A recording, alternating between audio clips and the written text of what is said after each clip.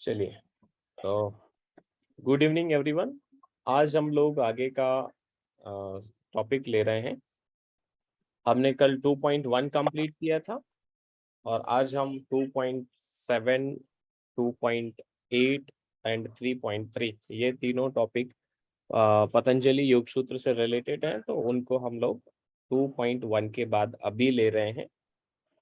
और इसमें आपका अंतरंग योग, बहिरंग योग, मेंटल आपके पॉजिटिव एटीट्यूड्स के बारे में भी है और इसके अलावा कुछ और भी कॉन्सेप्ट्स हैं, बहुत इंपॉर्टेंट कॉन्सेप्ट्स हैं जो पतंजलि योग सूत्र से, उनको हम लोग अभी यहाँ पर देखेंगे। ठीक है ना। पहले हम देख रहे हैं महर्षि पतंजलि जी द्वारा दिया गया अष्टांग योग। ठीक है ना, अष्टांग योग दिया गया है। अभी हमने सूत्र जो स्टडी किया था लास्ट सेशन में, वो स्टार्टिंग 12 सूत्र थे फर्स्ट चैप्टर के। महर्षि पतंजलि ने अष्टांग योग का वर्णन चैप्टर 2 साधना पाद में किया है। ठीक है ना, उसमें अष्टांग योग का वर्णन मिलता है। अष्टांग मीन्स 8 अंग, अष्ट अंग, 8 अंग, 8 लिम्स, इसलिए इसको अष्टांग योग कहा जाता है। और ये 8 अंग हैं जो है वो यम, नियम, आसन, प्राणायाम, प्रत्याहार, धारणा, ध्यान और समाधि, ये 8 अंग हैं। इसमें शुरू के जो 5 अंग हैं वह बहिरंग योग के अंतर्गत आता है। बहिरंग योग, बहिरंग एक्सटर्नल। और लास्ट के जो 3 हैं, धारणा, ध्यान और समाधि, यह अंतरंग योग के अंतर्गत आता है। कई बार हम ऐसा भी कहते हैं कि स्टार्टिंग 4 बहिरंग योग हैं और जो बीच में जो प्रत्याहार, जो 5वां लिम्ब है, उसको हम एक कनेक्टिंग, एक ब्रिज के रूप में मानते हैं। और आखिरी के जो 3 हैं वो एब्सोल्युटली अंतरंग योग के अंतर्गत आते हैं। ठीक है ना। तो अष्टांग योग में 8 अंग जो मैंने बताए, यम, नियम, आसन, प्राणायाम, प्रत्याहार, धारणा, ध्यान और समाधि। ठीक है ना। ये टॉपिक सभी को कंठस्थ होना चाहिए, इसके बारे में सब कुछ डिटेल आपको मालूम होना चाहिए। ठीक है ना। तो अभी तो हम क्या करते हैं कि हम आसन ले लेते हैं, प्राणायाम ले लेते हैं और कभी कभी धारणा का अभ्यास कर लेते हैं, बाकी का योग छोड़ देते हैं। ठीक है, तो हमें ऐसा नहीं करना है। महर्षि पतंजलि कहते हैं कि आपको क्रमशः, या आप उतना ही इम्पोर्टेंस यम नियम को भी दीजिए जितना आप आसन को देते हैं, प्राणायाम को देते हैं। हालांकि आसन को ज्यादा देते हैं महत्व आज के समय में अगर हम देखें, बट प्राणायाम और यम नियम का भी उतना ही महत्व है हमारे जीवन में। अगर हम समग्र स्वास्थ्य को प्राप्त करना चाहते हैं या योग के जो अल्टीमेट जो गोल है समाधि को प्राप्त करना चाहते हैं, तो हमें सारे चरणों पर, हर एक स्टेप पर, हर एक लिम्ब पर बराबर ध्यान देना चाहिए। ठीक है ना। अष्टांग योग की चर्चा शुरू करते हैं। अष्टांग योग में ये 8 अंग आते हैं। यम, नियम, इसका एक सूत्र है पतंजलि योग सूत्र, चैप्टर नंबर 2, सूत्र नंबर 29। अब ये एक साथ लिखा हुआ है, इसको संधि विच्छेद करके हमें पढ़ना पड़ेगा। यम, नियम, आसन, प्राणायाम, प्रत्याहार, धारणा, ध्यान, समाधयो अष्ट अंगानी, ये पूरा सूत्र है। अब इसको संधि विच्छेद करके अगर आप पढ़ना चाहते हैं सूत्र को, तो आप कैसे करेंगे?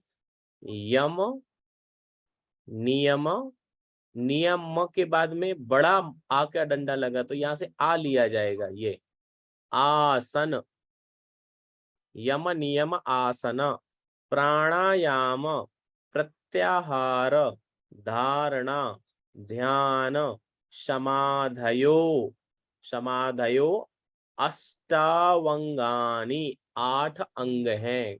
कौन कौन से? यम, नियम, आसन, प्राणायाम, प्रत्याहार, धारणा, ध्यान और समाधि।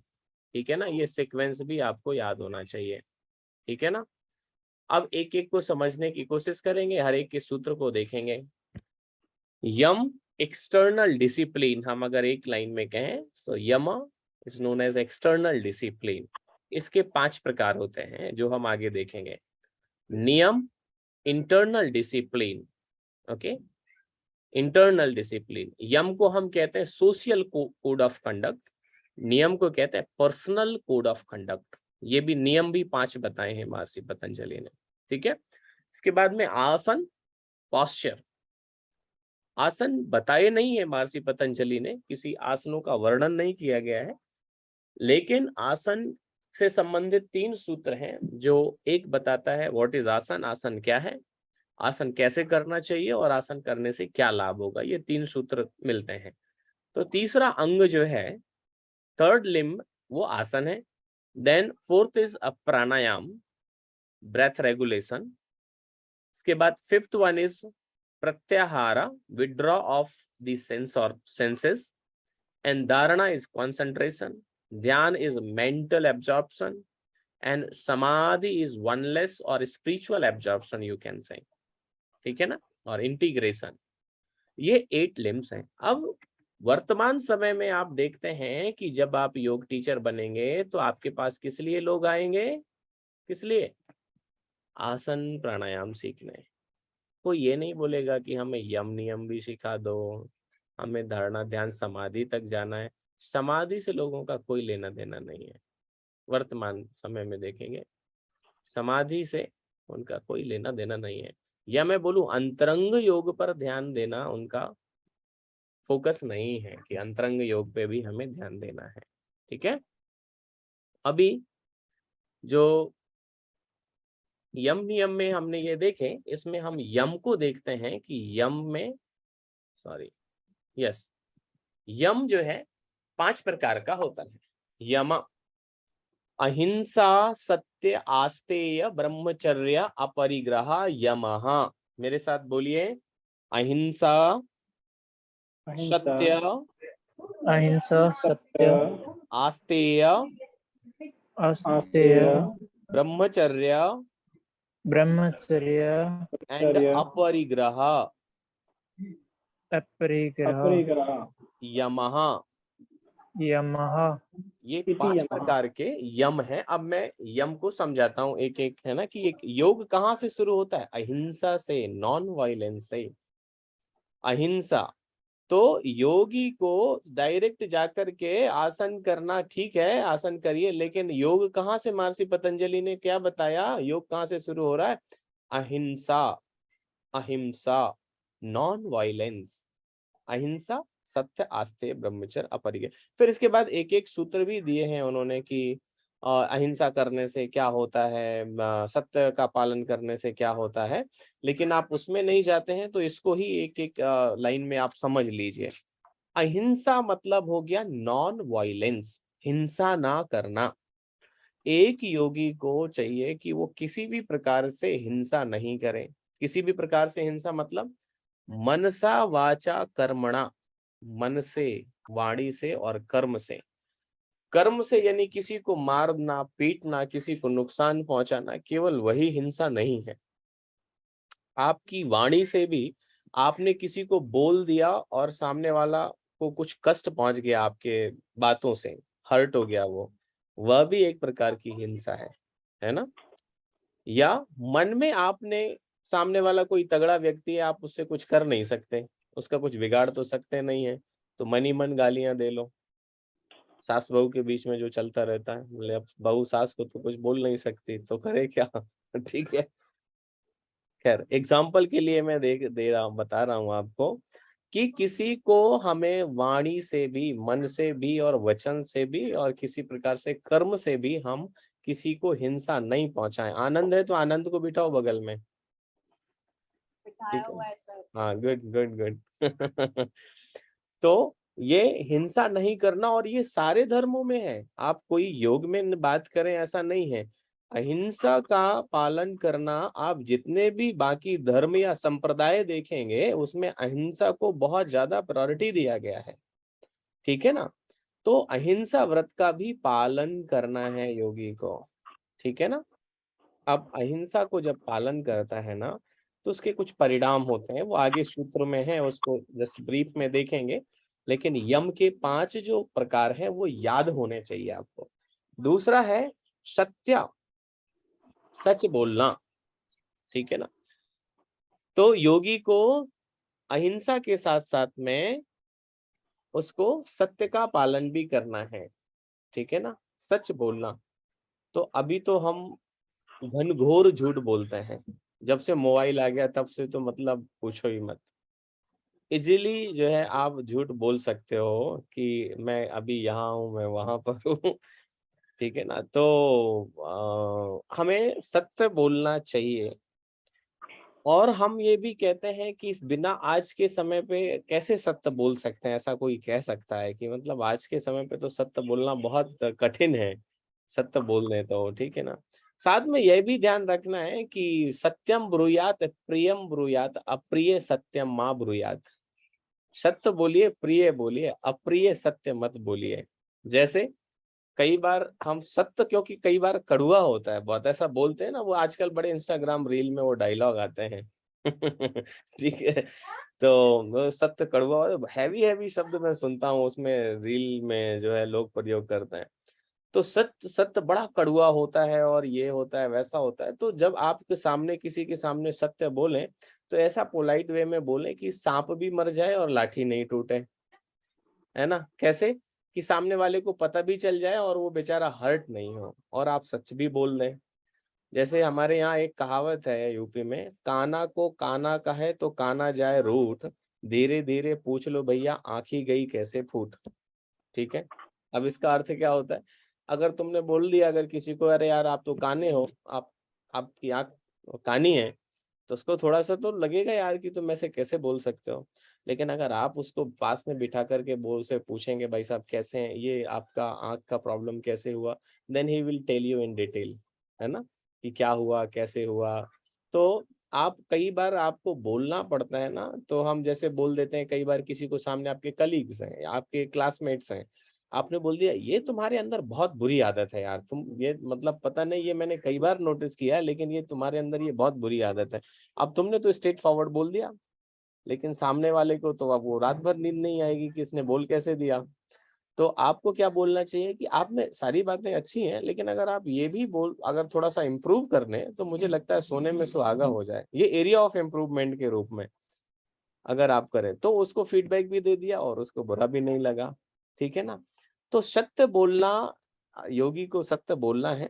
अब आप योग कराने गए कहीं, किसी ने बोला अरे मैम आप तो बहुत मोटी हैं, वो दूसरे दिन से तुम्हें बुलाएगी नहीं आप उनको बोले कि थोड़ा सा अगर वेट यहाँ से कम हो जाए ना थोड़ा सा, तो आप और भी खूबसूरत लगेंगे, तो बोलेंगे आप ऐसा करो कल से 7 बजे आ जाना ठीक है। तो मेरे साथ हुआ सर, एक बार ऐसा। हाँ हाँ, बहुत लोगों के साथ में एक्सपीरियंस होंगे होंगे ऐसा तो हम ऐसा नहीं बोलते लोगों को कि अरे आप तो ऐसा करो, आपके पास कोई आया योग करने, बोले अच्छा ऐसा करो, ये पीछे वाले जो छोटे छोटे नाटे नाटे हैं ये आगे खड़े हो जाओ लाइन में ठीक है तो आप बोल तो सत्य रहे हो क्योंकि हाइट कम है, लेकिन आप ऐसा बोलना नहीं है, सत्य बोलना है, प्रिय बोलना है, ठीक है। ये ध्यान रखना है, पता चले आपने बोला मैंने पढ़ाया सत्य बोलना है और कल से आपने स्ट्रेट फॉरवर्ड बोलना शुरू कर दिया तो झगड़े होने शुरू हो गए, ठीक है। और कई बार जीवन में ऐसी स्थिति भी आती है कि आप ये नहीं तय कर पाते हैं कि मुझे सत्य बोलना चाहिए या नहीं बोलना चाहिए, है ना। तो कई बार आपको असत्य का सहारा लेना पड़ता है, और ऐसे कई उदाहरण हैं कि जब असत्य का सहारा लेना पड़ा, बट उसके पीछे भाव कुछ और था। उदाहरण के तौर पर आपके, या आप रास्ते में जा रहे थे, मैं एक एग्जांपल दे रहा हूं क्योंकि ये जीवन में लागू करना है। देखो बातें करना बहुत अलग है, लेकिन जीवन में इसको लागू करना बहुत डिफिकल्ट है, सत्य को लागू करना बहुत डिफिकल्ट है। आप कहीं रास्ते में जा रहे थे और आपके रास्ते में जाते हुए एक कोई जो है बकरी या बकरा निकला, दौड़ लगाते हुए निकल गया, पीछे से 3 कसाई आ रहे थे हाथ में लिए तलवार, और उन्होंने पूछा कि क्या इधर के लिए गए, या कोई इंसान है मान लीजिए, कोई व्यक्ति निकला और पीछे से चोर बदमाश जो है उसको लूटने के लिए आ रहे थे, और उन्होंने आपसे सवाल किया क्या एक रेड शर्ट में इधर से कोई व्यक्ति अभी अभी गुजरा है क्या। अब आप धर्म संकट में पड़ गए कि सत्य बोले या उसकी जान बचाएं। ऐसा सिचुएशन जो है ना, तो आपके सामने ऐसी बहुत ढेर सारी सिचुएशंस आती हैं कि जब आप बीच में उसमें होते हो, जैसे धर्मराज ने बोला था ना कि मैं तो झूठ नहीं बोलूंगा, अश्वत्थामा मारा गया, तो श्री कृष्ण जी बोला कि कोई बात नहीं, तुम तो ये बोलना अश्वत्थामा मारा गया, नरो या कुंजरा, ऐसे बोल देना, मुझे पता नहीं है आदमी है या हाथी है, क्योंकि एक हाथी भी था अश्वत्थामा का नाम का। तो बोले इतनी देर में मैं शंख बजा दूंगा, ठीक है ना। पंचजन्य शंख था श्री कृष्ण जी के पास, तो उन्होंने बोला कि आप धर्मराज आप तो बोलिएगा कि वो मारा गया, अश्वत्थामा मारा गया। इसके बाद में श्री कृष्ण जी ने शंख बजा दिया, तो उनको सुनाई नहीं दिया, ठीक है ना। तो धर्मराज क्योंकि झूठ नहीं बोलते थे, अब उनकी बड़ी ऐसी स्टोरी है कि वो कुछ भी हो जाए लेकिन मैं झूठ नहीं बोलूंगा, ठीक है ना। तो सत्य को पालन करना है, लेकिन समय काल परिस्थिति को देखते हुए, सारी चीजों को देखते हुए हमें इन सारी चीजों को, ये वैल्यू सिस्टम है अपना, ठीक है ना। और ये हमारी पर्सनालिटी में होते हैं, हम कहीं सीखने नहीं जाते हैं। आप कहीं गए हैं कभी किसी इंस्टीट्यूट में कि मैं वायलेंस सीखना चाहता हूँ, मैं असत्य सीखना चाहता हूँ, कभी गए हैं? ये हमारी पर्सनालिटी में बचपन से इनबिल्ट ये सारी चीजें हैं। योग से हमें अपनी पर्सनालिटी को निखारने के लिए इन सारी चीजों पे हम काम करते हैं। अहिंसा का हम पालन करना सीखते हैं, सत्य का पालन करना सीखते हैं। ये हमारी पर्सनालिटी में इनबिल्ट है। सभी को हिंसा किसी ने नहीं सीखी है, कहीं जाकर के नहीं सीखी, इनबिल्ट उसके उसमें पर्सनालिटी में। तो अहिंसा का पालन करना, सत्य का पालन करना, ट्रुथफुलनेस। नेक्स्ट थर्ड यमा है आस्ते। आस्ते मीन्स चोरी ना करना। चोरी ना करना कैसी? ठीक है, पहले वस्तुओं की चोरी होती थी, लेकिन अभी वस्तुओं की चोरी नहीं होती, अभी इंटेलेक्चुअल चोरी होती है ना नीरज मैम, है ना। कि आपने किसी का पेपर किसी के नाम पे छाप दिया, या किसी का आइडिया किसी के नाम पे तो जब आप किसी बड़ी ऑर्गेनाइजेशन में काम करते हैं, तो बेचारे ने, किसी ने काम किया एम्प्लॉय ने, और बॉस ने उसको अपना आइडिया लेकर के आगे पेश कर दिया। इसके बाद में फिर जो है, ऐसा बहुत ढेर सारी चीजें होती हैं। तो हम क्रेडिट नहीं देते हैं लोगों को। हमारे जीवन में बहुत ढेर सारे लोगों का योगदान है। हम जिस पायदान में हैं जीवन के, इतने बड़े हो गए, अभी तक हम बड़े हुए तो हमारे माँ बाप का, हमारे भाई बहनों का, हमारे पड़ोसी का, हमारे समाज का, हमारे टीचर्स का कितना योगदान है, जिन्होंने हमें इस लायक पहुंचाया। किसी का कितना भी हो, किसी का ज्यादा, किसी का कम, योगदान तो है ही। तो हम उनके प्रति एक जो एक ग्रेटिट्यूड का भाव होता है, सम्मान का भाव होता है, ठीक है ना, तो हम उनको क्रेडिट नहीं देते। एटलीस्ट अगर किसी ने आपकी फोटो खींची है, इंस्टा में डाल रहे हो, तो कटसी तो बनता है ना, ऐसे देते हैं ना उसको, पिक्चर क्रेडिट डालते हैं ना, ठीक है ना। तो यहाँ से चीजें शुरू होती हैं। मैं केवल इतना बताना चाह रहा हूँ कि यानी कि जो जिससे तुमने सीखा है या जिससे तुमने कुछ पाया है, उसके प्रति एक भाव होना, यह एक तरीके से आस्ते की प्रैक्टिस है, ठीक है ना। किसी का अगर हमने कुछ, अगर हम बात करते हैं, तो हम अगर किसी का रेफरेंस देते हैं, ये एक अच्छी आदत है। जब वो आपको कोई बोलता है कि अरे दीप्ति मैम, अच्छा वो सर बोल रहे थे कि आपका नाम लेकर के उन्होंने ऐसा बोला, तो आपको क्या फील होता है अंदर? अच्छा, मुझे कहीं ना कहीं रिकॉग्निशन मिला, मुझे अच्छा उन्होंने ये बोला, कैसा फील होता है? अच्छा फील होता है ना। अगर कोई पोस्ट डालता है एक एग्जाम्पल के तौर पे, और उसमें तुम्हें मेंशन कर देता है, तो आंसू ही आ जाते हैं श्रेया, क्यों? ठीक है, कि उसने हमें पूछा, है ना। तो आस्ते मतलब चोरी ना करना, और जिसका जो है, अगर आप किसी से आपने कुछ पाया है तो उसको मेंशन करना। ब्रह्मचर्य, ब्रह्मचर्य का तात्पर्य अधिकतर लोग ये समझते हैं कि ब्रह्मचर्य यानी कि सेक्सुअल एक्टिविटीज को ना करना, सेलिबेसी को एक अलग तरीके से लोग देखते हैं। ब्रह्मचर्य के दो अर्थ निकलते हैं। ब्रह्मचर्य का मतलब होता है कि अपनी वासना पर नियंत्रण पाना, ठीक है ना, अपनी इंद्रियों पर और अपनी वासना पर नियंत्रण पाना, यह तो एक अर्थ हुआ। दूसरा ब्रह्मचर्य का जो असली अर्थ है, ब्रह्मचर्य। ब्रह्म मतलब ब्रह्म, ईश्वर। चर्य मतलब चलना या उसका चिंतन करना।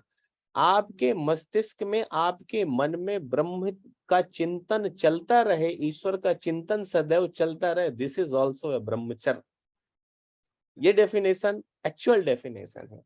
तो कोई व्यक्ति बोले कि नहीं हम तो शादीशुदा हो गए, अब ब्रह्मचर्य का पालन कैसे करें? ब्रह्मचर्य वह भी पालन कर सकता है जो शादीशुदा है, अगर वो अपनी इंद्रियों पर उसका नियंत्रण है और ब्रह्म का चिंतन करता है, तो वह भी ब्रह्मचारी की कैटेगरी में आता है। ठीक है ना। ब्रह्मचर्य का मतलब केवल ये नहीं है कि सेक्सुअल इंटरकोर्सेस नहीं करना ब्रह्मचर्य हो गया है, ये ब्रह्मचर्य नहीं है। ठीक है ना, ब्रह्मचर्य है आपका मन ब्रह्म में है या नहीं है। क्योंकि आपका एक, ठीक है, आप एक जीवन में गृहस्थ, पहले आप ब्रह्मचर्य जीवन होता है, गृहस्थ अपनाते हैं, वानप्रस्थ होते हैं, संन्यास्त होते हैं, सारी जीवन का क्रम चलता रहता है, परिवार को बढ़ाने के लिए, संतान उत्पत्ति के लिए सारी चीजें होती हैं। बट वह भी ब्रह्मचारी होता है अगर वो इन दोनों चीजों पर खरा उतरता है। ठीक है, एक बहुत अच्छी स्टोरी है। मैं स्टोरीज इतनी ज्यादा उसमें कंटेंट में घुसा देता हूँ कि मेरा टॉपिक फिर बहुत खिंच जाता है, बट इससे आपको लाभ एक ये है कि आपको चीजें समझ में आ जाती हैं। एक बार क्या हुआ कि एक कहानी एग्जैक्टली ये कहीं मिलती है, रेफरेंस में बोल रहा हूँ कि यमुना के उस पार एक ऋषि थे और वहां पर गोपियां खाना लेकर के उस ऋषि को जाती थी संध्या में, कि खाना खा लेते थे, ऋषि अपना भजन करते रहते थे।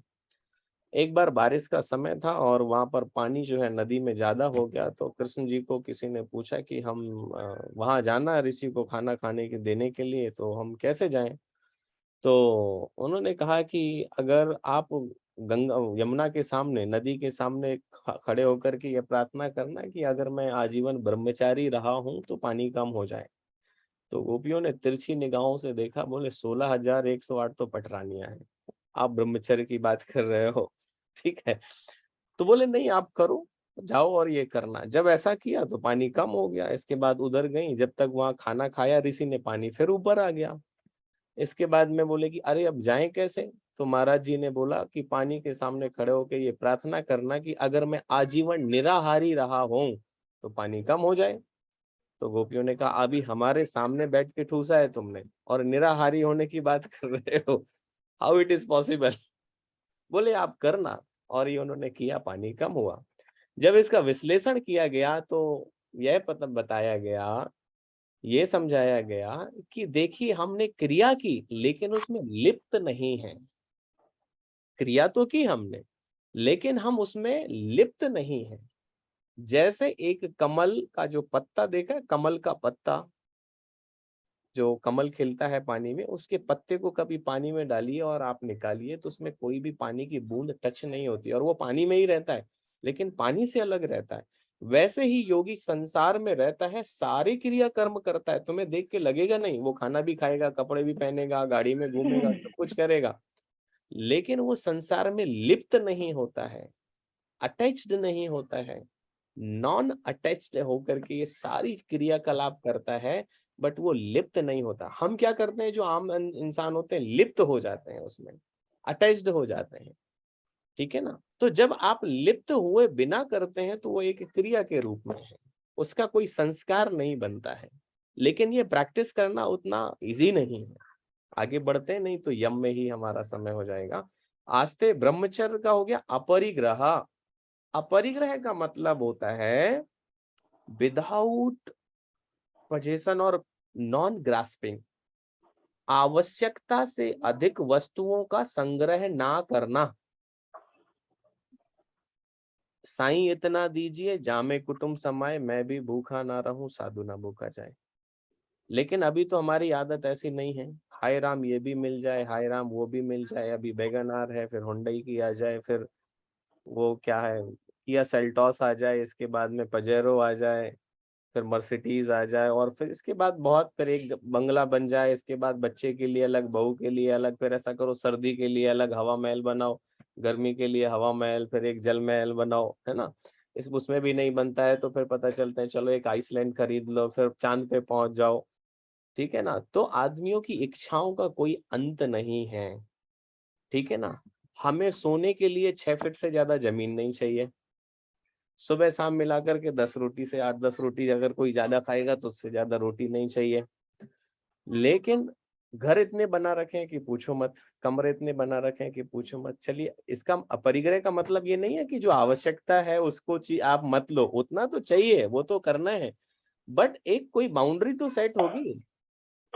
है ना। अभी मतलब हर महीने नया मॉडल आएगा तो वो चाहिए। आईफोन अभी 10 आया, फिर 11, फिर 12, फिर 13, फिर 14, मतलब जो भी आएगा एकदम अपडेटेड रहना है गैजेट्स के साथ में। तो और कपड़े कपड़े अभी ये है वो है, फिर बहुत ढेर सारे कपड़े हो जाते हैं, फिर उनको संभाल संभाल धुल धुल के रखते रहो। फिर जब कोई इवेंट होता है तो मैच करना, ये पहनूं कि ये पहनूं, फिर आधा घंटा उसमें जाता है। अगर आपके पास ज्यादा ऑप्शंस नहीं है तो आप कोई भी पहनिए, चल दीजिए।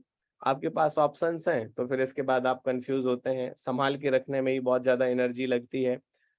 तो ऐसा मैंने देखा है कई जगह, जब मैं मिलने जाता हूँ तो लोगों के पास में संपत्ति होना अच्छी बात है, ठीक है, बट उससे इतनी ज्यादा हम वस्तुएं संग्रह कर लेते हैं कि वो फिर हमारे जीवन में एक दुख का कारण बन जाती हैं।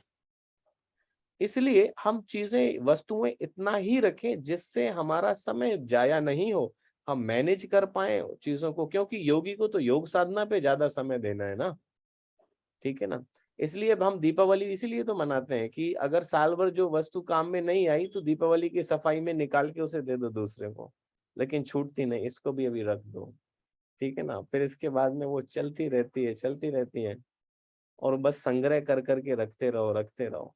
और एंड में वो फेंकनी ही पड़ती है। फेंकनी पड़ती है। आप अगर जीवन में सजगता से देखेंगे तो आपने कोई वस्तु किसी को नहीं दी जिसको जरूरत थी और वो आपके भी काम नहीं आई। जब सजगता से जिएंगे तो ये आपको समझ में आने लगेगा कि शायद मैं उसको ऐसा कर, वो बात बाद में समझ में आती है।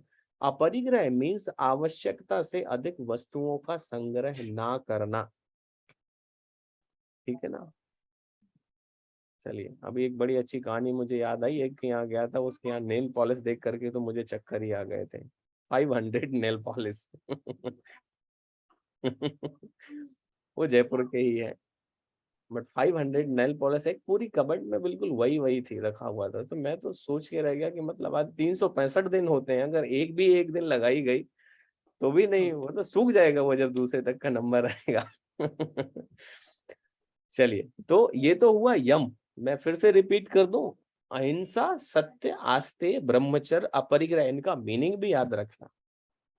अहिंसा non violence, satya truthfulness, asteya non stealing, brahmacharya celibacy, and aparigraha means non grasping. इसका एक एक लाइन में आप मीनिंग याद करके रखें। अहिंसा, ये उसके बेनिफिट्स हैं, ये इस पे हम ज्यादा चर्चा नहीं करेंगे। अहिंसा प्रतिष्ठायाम तत्सन्निधो वैर त्यागः, जो मनसा वाचा कर्मणा अहिंसा व्रत का पालन करते हैं ना, तो उनके पास जो है हिंसक से हिंसक कोई जानवर या आता है ना, पशु आता है, वह भी अपना वैर वैर त्याग देता है, हिंसा भी छोड़ देता है वो। कई योगियों के आपने आश्रम में देखा होगा कि शेर और हिरन एक घाट में पानी पीते हैं, कहानी सुनी होगी आपने। और कई ऐसे योगी हुए हैं भारतीय इतिहास में जिन्होंने शेर को ऐसे पास में अपने पास, हिंसक शेर को भी अपने पास में वश में कर लेते हैं, ठीक है ना। तो अहिंसा व्रत का पालन करने, कई बार ऐसा होता है, कई बार आप फील करेंगे जो बहुत काम पीसफुल शांत होता है उसके पास बैठने का मन करता है ना आपका, थोड़ी देर और बैठा जाए। और कई आपके दोस्तों में, यारों में या सहेलियों में ऐसे भी होंगे कि सामने से अगर कहीं दिख गए कि आ रहा है तो थोड़ा सा साइड में रास्ता काट लेते हैं, बोले इसको निकल जाने दो पहले, ठीक है। क्योंकि एनर्जी का खेल होता है, एनर्जी अलग अलग होता है, ठीक है ना। तो जो व्यक्ति वाकई में इतना शांत एकदम होगा, जिसका ऑरा पॉजिटिव होगा, उसके पास जाते ही अपने सारे दुख सुख व्यक्ति भूल जाता है, थोड़ी देर बैठने का मन करता है, उसे अच्छा फील होता है, उसके पास बैठ करके फील होता है। कई बार एनर्जी का भी होता है, आपकी एनर्जी किसके साथ मैच करती है। चुंबक चुंबक को आकर्षित करता है, ठीक है ना। तो ज्ञानी को ज्ञानी के पास में अच्छा लगेगा, जो गधा है गधे के पास में अच्छा लगेगा उसको। तो वैसा संगति ढूंढ लेता है। दारूबाज को 1 घंटा नहीं लगेगा, उस शहर के सारे ठेके पते हो जाएंगे कहाँ पर है। ठीक है। तो ऐसा एनर्जी एनर्जी को खींचती है। तो वैसे ही अहिंसा व्रत का जो पालन करता है, उसके पास में हिंसा वाले व्यक्ति भी या जानवर भी जाएंगे तो वो छूट जाता है, ये उसका लाभ है। सत्य प्रतिष्ठायाम क्रिया फल श्रुतम, सत्य क्या होने से ये होता है कि वो जो भी बोलता है वो सच हो जाता है। आस्ते प्रतिष्ठायाम सर्व रत्नों पे स्थानम, उसके जो आस्ते, जो चोरी नहीं करता, उसके सामने भू में, पृथ्वी में जितने भी रत्न छुपे हैं वो उजागर हो जाते हैं। जब उजागर हो जाते हैं तो उसको चाहिए नहीं, क्योंकि वो आस्ते उसके जीवन में है, ठीक है ना, चोरी ना करना। तो होता है कई बार उनके सामने सारी संपत्ति पड़ी रहती है, बट वो धूल के समान होती है उनके लिए। ब्रह्मचर्य प्रतिष्ठायाम वीर लाभः, अपरिग्रह प्रतिष्ठा, अपरिग्रह जन्म कथम संबोधम, ये सारी चीजें जो है अलग अलग होती हैं। अब हम सीधे आते हैं नियम के ऊपर। यम 5 बताए, नियम भी 5 है। शौच संतोष तप स्वाध्याय ईश्वर प्रणिधानानि नियमः। शौच संतोष तपः स्वाध्याय ईश्वर प्रणिधानानि नियमः। शौच संतोष तप स्वाध्याय और ईश्वर प्रणिधान, ये नियम है। शौच का मतलब होता है प्योरिटी, शुद्धता। कैसी? शारीरिक नहीं, शारीरिक ही नहीं, मानसिक भी। शरीर की शुद्धि तो आप कर लेते हैं, बाह्य शुद्धि तो बिल्कुल ही होती है, रोज होती है, 2-3 बार होती है ना। सुगंधिम पुष्टिवर्धनम, पूरा एकदम परफ्यूम वर्फ्यूम मार करके, बाहर से शुद्धि तो बराबर रहता है। आंतरिक शुद्धि की बात कही गई है, ठीक है ना। आंतरिक शुद्धि में आपका एक तो शरीर की शुद्धि और दूसरा मन की शुद्धि, है ना। हमारे मन में बहुत ढेर सारा कचरा इकट्ठा होता रहता है। तो शौच का मतलब है कि आप मानसिक रूप से भी शुद्धि करें, मेंटल क्लीनिंग करें। बहुत ढेर सारी चीजें हैं जो हम हमारे मन में रखते रहते हैं, किसी के प्रति द्वेष, ईर्ष्या, क्रोध, जलन, बहुत ढेर सारी चीजें होती हैं ऐसी जो हम अपने मन में इकट्ठा रखते रहते हैं। ठीक है, अच्छा तुमने ऐसा मेरे साथ किया, मौका मिलेगा तो बता देंगे तुमको सनम, है ना, टाइप से। मतलब जब तुम्हारा मौका आएगा तो देखेंगे, निकलना तुम हमारी गली से, ठीक है ना। तो फिर हम उस मौके की तलाश करते हैं और इसके बाद में फिर समय आने पर हम वो पूरा का पूरा गुबार जो है वो निकालते हैं। हमारे मन को रोज क्लीन करना चाहिए। जैसे घर की सफाई रोज होती है ना, वैसे आप को एक साधना के रूप में इसको कर सकते हैं। रोज सुबह नया जन्म और रोज शाम को नई मृत्यु। रोज सुबह जब आप जगें बिस्तर में तो आप ये सोचें कि आज मेरा नया जन्म है और मैं इस जन्म को एक नए तरीके से जीऊंगी। पूरे एक एक मोमेंट को, एक एक सेकंड को, एक एक मिनट को मैं जॉयफुली जीऊंगी, आनंद के साथ जीऊंगी, पॉजिटिविटी के साथ जीऊंगी। और जब आप बिस्तर में सोने के लिए जाएं, ये साधना आपको हार्डली आपके 24 घंटे में से 2 मिनट लेगी, 2 या 3 मिनट लेगी।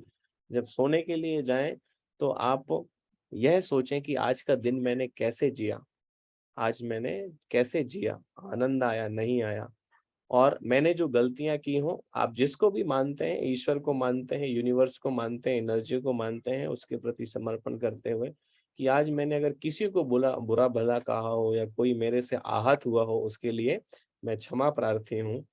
और इस तरीके का भाव लेकर के और इसके बाद में आप सो जाइए, आपको नींद भी बढ़िया आएगी। और आप जो जितने किसी के प्रति अगर द्वेष भी है तो वो भी भूल गया। कि हमारे यहाँ कहावत होती थी पहले, रात गई बात गई। दूसरे दिन अगर हम मिल रहे हैं तो कल की बात थी वो कल गया ना, कल निकल गया। एक कहावत में एक कहानी आपको बताता हूँ। भगवान बुद्ध के फेस पे किसी ने थूक दिया, जब मिलने आते थे तो किसी ने स्पिट कर दिया। तो उनके जो शिष्य थे उनको बहुत गुस्सा आया, बोले अरे आप बैठे हैं, आपने कुछ बोला नहीं, हमें तो एकदम ऐसे गुस्सा आया और हम तो उसको पकड़ के मारने वाले थे। तो भगवान बुद्ध ने कहा कि मैं किसको रिएक्ट करूं, उस व्यक्ति को। वो तो एक पल था, उसकी जो सोच थी वो निकल चुका, वो गया, ठीक है ना। और जो जिस व्यक्ति के ऊपर 1 सेकंड या 1 मिनट पहले जिसने थूका था, मैं भी बदल गया, 1 सेकंड में मैं भी बदल गया। यानी मेरा हर क्षण शरीर बदल रहा है ना, मन भी बदल रहा है, व्यक्ति भी बदल रहा है, समय भी बदल रहा। तो वो जा चुका। अब मैं प्रेजेंट के ऊपर करूं या उसके ऊपर करूं, किसके ऊपर? थोड़ा सा आप इस पे विचार करेंगे तो आप पाएंगे कि वो तो कल की बात थी। लेकिन ऐसे में कितने रिश्ते बिखरते हैं केवल इस बात को लेकर के कि अच्छा आपने ऐसा उस समय कहा था, या आपने ऐसा किया था या कल मुझे आपने ऐसा कहा था। तो कितनी दोस्तियां, कितनी फ्रेंडशिप ऐसी होती हैं कि उस मलाल को लेकर के एक डिस्प्यूट पैदा होता है और कितने अच्छे जो दोस्त कभी मतलब कि एक दूसरे के बिना बैठ नहीं सकते थे, वो अलग हो जाते हैं। ठीक है ना। तो हमें शौच का मतलब यह है कि मानसिक रूप से हमारा शुद्धि होना, मेंटल क्लीनिंग करना। फिजिकल कॉन्स्टिपेशन तो का ट्रीटमेंट है, मेंटल कॉन्स्टिपेशन का कोई ट्रीटमेंट नहीं है। ठीक है ना। मेंटल कॉन्स्टिपेशन अगर हो जाता है तो आपको फिजिकली भी वो डैमेज करेगा, मेंटली तो करेगा ही करेगा। क्रोध आपके मन में आ गया तो आपके शरीर में इतने हार्मोनल चेंजेस करता है और नेगेटिव चेंजेस करता है कि अंदाजा नहीं है आपको। सबसे ज्यादा अगर एनर्जी आपका लॉस होता है तो गुस्से में, किसी के प्रति नेगेटिव सोचने से होता है। आप इसको जब थोड़ा सा भी अगर एनर्जी को फील कर पाते हैं तो आप उस चीज को फील कर सकते हैं कि अगर गुस्सा आया तो गुस्से में आपका मतलब बॉडी ऐसे ड्रेन होता है, पूरा एनर्जी लॉस होता है। आप बोलते हैं कि मेरा एकदम अभी फ्यूज उड़ गया है, मेरे से बात मत करो, कल आना, या अभी मुझे अकेला छोड़ दो। आप समझ रहे हो, जिस व्यक्ति में इतना सामर्थ्य होता है उसका एक बार फ्यूज उड़ने पे कितना एनर्जी जाता है, और दिन में तो यहाँ 4-5 बार उड़ता है कई लोगों का। ठीक है। तो 4-5 बार फ्यूज उड़ गया तो फिर बचा ही क्या। ठीक है ना।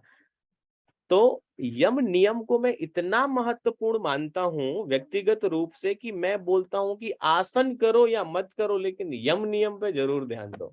ये मेरा सलाह होता है। अगर व्यक्ति ने यम नियम को अगर साध लिया ना तो मैं उसको योगी मानता हूं, उसको प्रणाम करता हूं कि उसने यम नियम पे काम किया। तो यम नियम पे कोई काम नहीं करता, आसन पे काम करता है। शरीर पे काम करना बहुत आसान है, मन पे काम करना बहुत कठिन है। तो अगर हम जीवन में ये चीज अगर लागू कर पाए तो बहुत अच्छा है। सोच के बाद आता है संतोष। सर एक चीज पूछूं, जी। जैसे अभी आपने बोला कि मतलब मेंटल क्लीनिंग पर कितनी बार क्या होता है कि हमारे दिमाग में कोई चीज ऐसे घर कर जाती है कि वी थिंक कि नहीं यार ये गलत है, and why we are thinking it on this again and again, हमें निकालनी है पर हम उसको निकाल ही नहीं पाते। वो इतना ज्यादा डीप कॉन्शियस में मतलब वो हमारे बस चुका होता है कि वो निकल नहीं पाती, तो देयर आर उसके सो लिए मेनी टेक्निक्स, एक्चुअली हम निकालना नहीं चाहते, हम जबर अब अभी ये शायद इस बात को आप उतना नहीं समझ पाओ, कभी 1-2 बार आप मेरे साथ बैठना और डिस्कस करना, है ना, और वो पर्टिकुलर चीज को भी डिस्कस करना जो चीज आपके साथ में अगर ऐसी हो रही है तो मैं और एग्जैक्टली आपको बताऊंगा कि गड़बड़ कहाँ पर हो रही है। ठीक है ना। और कई बार तो हम किसी से झगड़े हो जाते हैं, लड़ाई हो जाती है, तो आप तो रात भर करवटें बदलते हो बिस्तर में, वो आराम की चैन की नींद सोता है। नुकसान किसका हो रहा है? वो तो गया, लेकिन आप परेशान हो रहे हो इधर। ठीक है ना। तो आप अगर इससे वाकई में निकलना चाहते हो तो निकल सकते हो, आपकी विल पावर का यूज करते हुए आप जरूर निकल सकते हो। कोई सी भी घटना हो उसके लिए आपको उतना पुरुषार्थ करना पड़ता है ना। या हो सकता है टेक्निक कई बार हम राइट डायरेक्शन में एफर्ट नहीं करते, अगर आपको कोई थोड़ा सा भी गाइड कर देता है तो आप निकल सकते हैं उससे, है ना। कभी डिस्कस और करेंगे किसी पर्टिकुलर टॉपिक पे अगर ऐसा किसी को है तो।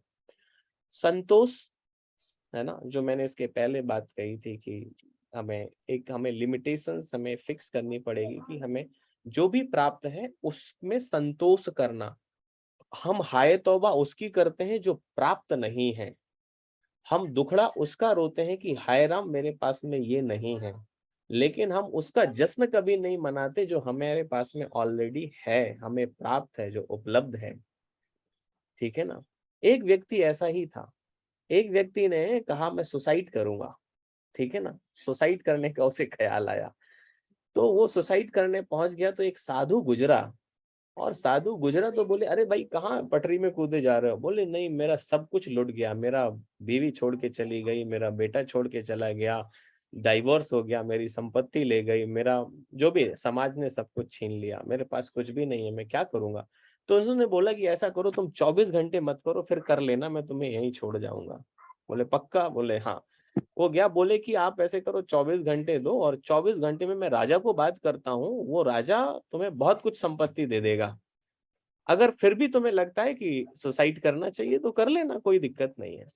वो राजा के पास में ले गया और उसने धीरे धीरे कुछ कान में, राजा से जो सन्यासी था उसने राजा के कान में कुछ फुसफुसाया, और राजा ने बोला कि चलिए ठीक है, आप सुसाइड तो कर ही रहे हो, मरने जा रहे हो, तो ऐसा करो कि मैं तुम्हें तुम्हारी आंख तुम मुझे दे के जाओ और उसके तुम 2 लाख रुपए ले लो। बोला नहीं नहीं नहीं नहीं, मैं आंख तो नहीं दूंगा, मैं आंख कैसे निकालूंगा। बोले अच्छा 4 लाख ले लो, लेकिन आंख दोनों निकाल लूंगा मैं तुम्हारी। बोले नहीं, मैं आंख नहीं निकालने दूंगा। बोले 5 ले लो। बोले अच्छा कोई बात नहीं, 5 में आंख नहीं दोगे तो तुम ऐसा करो कि तुम्हारे हाथ काट के दे दो, मुझे पैर काट के दे दो, मैं 10 लाख दूंगा। फिर बोला अच्छा गर्दन काट के दे दो, कान काट के दे दो, ऐसी बहुत ढेर सा, या हार्ट निकाल के दे दो, लीवर किडनी निकाल के दे दो। बोले मैं अलग अलग इनका हिसाब किताब करूंगा, दूंगा। वो व्यक्ति नहीं राजी हुआ। तो बोले देखो तुम्हारे पास करोड़ों की संपत्ति है, तुम कह रहे हो मेरे पास कुछ भी नहीं है। तुम्हारे पास तो बहुत कुछ है, तुम्हारे पास मन है, तुम्हारे पास शरीर है, तुम्हारे पास समय है, तुम्हारे पास फीलिंग्स है, तुम्हारे पास इमोशंस है, तुम्हारे पास में रहने के लिए ये आसमान खुला देखो, तुम्हारे लिए हवा देखो, पेड़ पौधे देखो, तुम्हें कितनी चीजें गिना दे जो तुम्हारे लिए तत्पर है, जिसका तुम्हें कोई बिल नहीं आ रहा। सूरज ने कभी बिल भेजा तुम्हारे यहाँ की लाइट का बिल? जब से तुम पैदा हुए दे रहा हूं तो इतना बिल हुआ। तुम्हारे घर में मीटर लगा है, बिल आता है ना इलेक्ट्रिसिटी का। सूरज ने कभी मांगा? हवा ने कभी मांगा बिल? तो उन्होंने ऐसा रियलाइज कराया। तो हमें जो भी हमें प्राप्त है, जो हमें हमारे पास में है, हमें उसका जश्न मनाना है। जो नहीं प्राप्त है उसका, हम जनरली क्या होता है कि हम जब भी बात करते हैं किसी लोगों से तो उसकी एक इच्छाएं आकांक्षाएं होती हैं, अभी ये नहीं है, अभी ये नहीं है। कभी वो शांति से ऐसा बैठ करके, बहुत कम लोग ऐसे होते हैं, ऐसा नहीं कहूंगा कि होते नहीं है, जब कभी बैठ करके लंबी गहरी सांस लेकर के उसको फील करता है, उसको एक्सपीरियंस करता है ना, उस फ्रीडम को एक्सपीरियंस करता है। ठीक है ना, there are so many things. तो संतोष का होना हमारे जीवन में बहुत जरूरी है। तपा, अपने आप को हर परिस्थिति के लिए तैयार रखना, शारीरिक और मानसिक रूप से तैयार रखना। ऑस्टेरिटी या ये आप, ठीक है ना, या इंटेंसिटी ऑफ डिसिप्लिन। आप सर्दी गर्मी सुख दुख मान अपमान, हर परिस्थिति के लिए तैयार और रखना। ठीक है ना। स्वाध्याय मीन्स सेल्फ स्टडी। अच्छी पुस्तकों का अध्ययन करना या आत्मचिंतन करना स्वाध्याय कहलाता है। स्व अध्याय, सेल्फ स्टडी, सेल्फ रिफ्लेक्शन। बैठ करके ये सोचना कि आज मैंने क्या किया, या मुझे क्या फील हो रहा है, मुझे क्या एक्सपीरियंस हो रहा है। आत्मचिंतन करना। आपका आत्मा आपको गाइड करती है, आपका जो इनर सोल है वो गाइड करता है, हर पल हर मोमेंट में वो आपको बताता है। आपको गुरु अगर बाहर नहीं है ना, तो आपके अंदर ही से आपका गुरु एक आपका आवाज करेगा कि नहीं ये करना है। आप कितनी भी देख लो, आप कभी एकांत में बैठ करके अपने आप से सोचिए, सुबह उठना अच्छा बात है क्या, उठना चाहिए क्या 4 बजे? अंदर से आवाज आएगी बिल्कुल उठना चाहिए। सुबह 5 बजे जब कल अलार्म बजेगा तो मन बोलेगा नहीं नहीं नहीं, आज नहीं, कल से उठना चाहिए। ठीक है ना। तो तुम्हारा जो अंदर का जो रियल सेल्फ है वो तो तुम्हें पुश कर रहा है, लेकिन हम उसकी सुनते नहीं, क्योंकि उसकी आवाज थोड़ा सा धीमी है ना, वो धीरे से फुसफुसाता है। मन चिल्लाता है ना, चीखता है। तो हम मन की सुन लेते हैं जो चीखता चिल्लाता है, बट अंदर से जो आवाज आती है हमें उसको भी सुनना है। कई बार तुम्हें रियलाइज होता है, तुम खुद बोलते हो मुझे लग ही रहा था।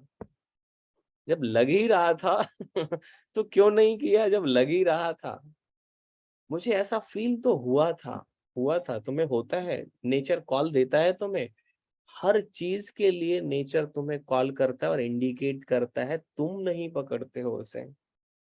इंट्यूशन सभी को होता है। हम जब धीरे धीरे इग्नोर करते हैं तो वो इंट्यूशन भी तुम्हें इग्नोर करता है। क्रिया की प्रतिक्रिया होती है। कई बार तुम्हें ऐसा होता है ना, सोच ही रहा था, रे तुम आ गए, आओ आओ बैठो। नेचर तुम्हारे जीवन में जो कुछ भी घटित होता है ना, उसका अलार्म देता है तुम्हें, करता है। ये मेरा व्यक्तिगत एक्सपीरियंस मैं तुम्हें बता रहा हूँ, किताब की लिखी तो छोड़ो, बट मुझे ऐसा लगता है कि देता है इंट्यूशन। तो हर क्षण तुम्हें जो है एक कॉल आती है कि क्या है तुम्हारा, किधर लेफ्ट लेना है या राइट लेना है, ये कॉल तुम्हें आती है। ठीक है। तो स्वाध्याय करना बहुत जरूरी है। ध्यान करो या मत करो, ये मैं मेरी तरफ से बोल रहा हूं। अगरबत्ती लगाओ या मत लगाओ, भगवान में बालाजी में तुम लड्डू चढ़ाओ या मत चढ़ाओ, फूल चढ़ाओ या मत चढ़ाओ, सोमवार के व्रत चल रहे हैं, बेलपत्र चढ़ाओ या मत चढ़ाओ, लेकिन अपने साथ आधे घंटे बैठना जरूर स्टार्ट करिए। Just sit alone 30 minute minimum. जितने साल तुम्हारी उम्र है ना उतने मिनट बैठो। If you are 20 years old then at least sit for 20 minutes minimum है ये तो इतना।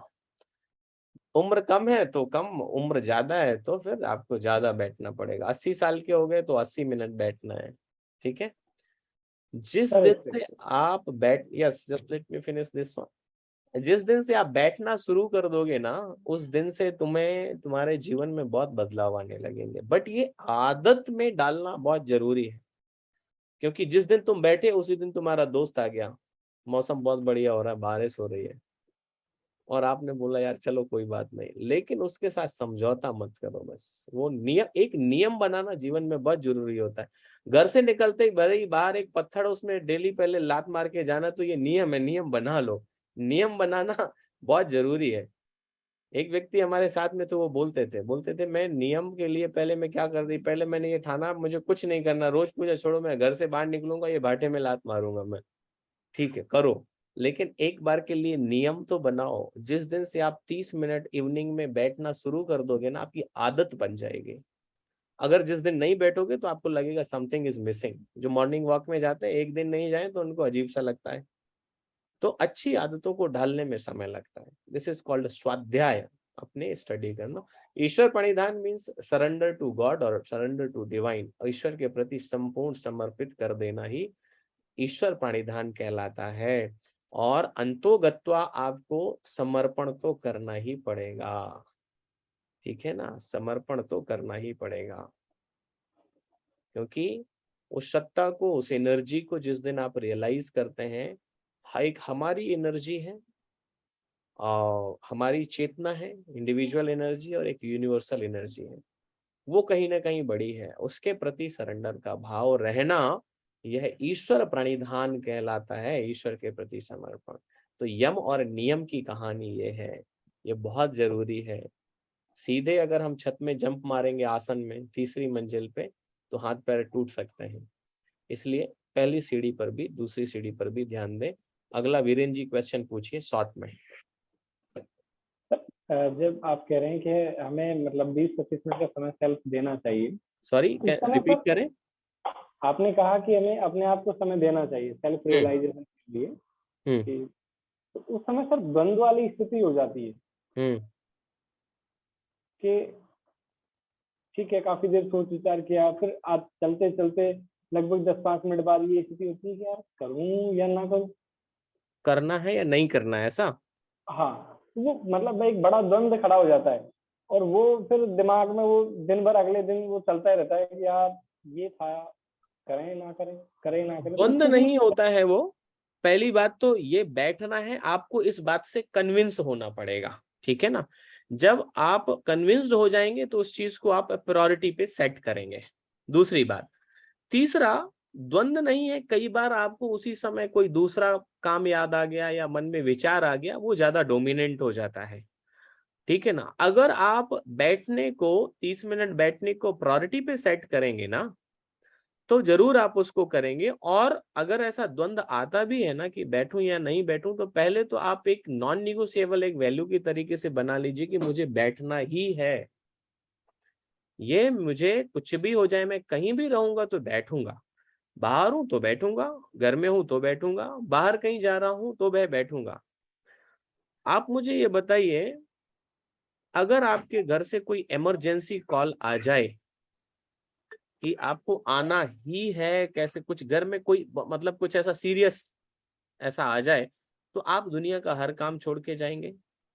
जाएंगे ना, क्योंकि वो प्राथमिकता है। आपको ऐसे ही इस चीज को प्राथमिकता के रूप में जब तक नहीं सेट करोगे तब तक ये पॉसिबल नहीं होगा, ठीक है ना। इसके बाद एक जो स्टेज होती है ना, जैसे कोई भी मान लीजिए कोई भी बात चल रही है, कोई भी काम है, उससे रिलेटेड यदि हम उसके बारे में विचार करते हैं, अपने कुछ काम से रिलेटेड विचार करते हैं, वहां पर द्वंद्व खड़ा हो जाता है कि यार इसे करना चाहिए या नहीं करना चाहिए इस काम को। ये तो तय है कि हमें 30 मिनट का समय अपने आप को देना चाहिए विचार करने के लिए, कोई भी प्लानिंग बनाने के लिए, लेकिन उस समय बड़ी वो हो जाती है कि कोई किसी भी काम की प्लानिंग बना रहे हैं तो वहां पर बड़ा द्वंद होता है कि यार इसे कैसे बनाएं, क्या करें, किस तरह से उसको और बेटर कर सकते हैं, होगा या नहीं। बैठ करके सोचना है तो उसमें द्वंद बैठा होता है, ऐसा कह रहे हैं आप? हाँ, यही बैठ करके किसी विषय के बारे में सोचना वो चिंतन कहलाता है। किसी के बारे में वो प्लानिंग करते हो, प्लानिंग नहीं करना है आपको। ये समय ऐसा है जब आपको कुछ सोचना नहीं है, कुछ प्लानिंग नहीं करना है। वो कॉन्फ्लिक्ट होता है, मैं कुछ प्लानिंग करता हूँ, कुछ बिजनेस मॉडल बनाता हूँ, फिर उसमें अटकता हूँ, दैट इज डिफरेंट थिंग। वो आपका काम के बारे में है। यह समय बता रहा हूँ जब आपको कुछ सोचना नहीं है, बस अपने आप को दृष्टा भाव से देखना है। ये विचार आया, आया गया, गया आया, आया गया, गया। एक दृष्टा भाव से वो धीरे धीरे स्थिति पैदा होती है। जो आप कह रहे हैं वो अलग है, और जो मैं बैठने की बात कह रहा हूँ वो अलग है। ठीक है, चलिए। यम नियम हो गया। टाइम कितना हो गया? टाइम तो यम नियम पे ही चला गया। अब 8 यहीं पे फिनिश करें। जी। ठीक है, ज्यादा समय नहीं लूंगा मैं, क्योंकि फिर वो समय की अपनी सीमा है, सबके अपने अपने काम है। तो अभी जो है हम ये इसको यम नियम पर ही समाप्त करते हैं। कल मैं जो है आपको नियम के बाद में जो अपना आसन वाला सेक्शन है, देखिए ये वाला है ना, आसन, देन प्राणायाम, प्रत्याहार, धारणा, ध्यान और समाधि, और इसके अलावा और भी जो इम्पोर्टेंट कॉन्सेप्ट्स हैं पतंजलि के, उनको मैं इंट्रोड्यूस करूंगा। थोड़ा सा हमें फास्ट करना पड़ेगा, और दूसरा ये भी है कि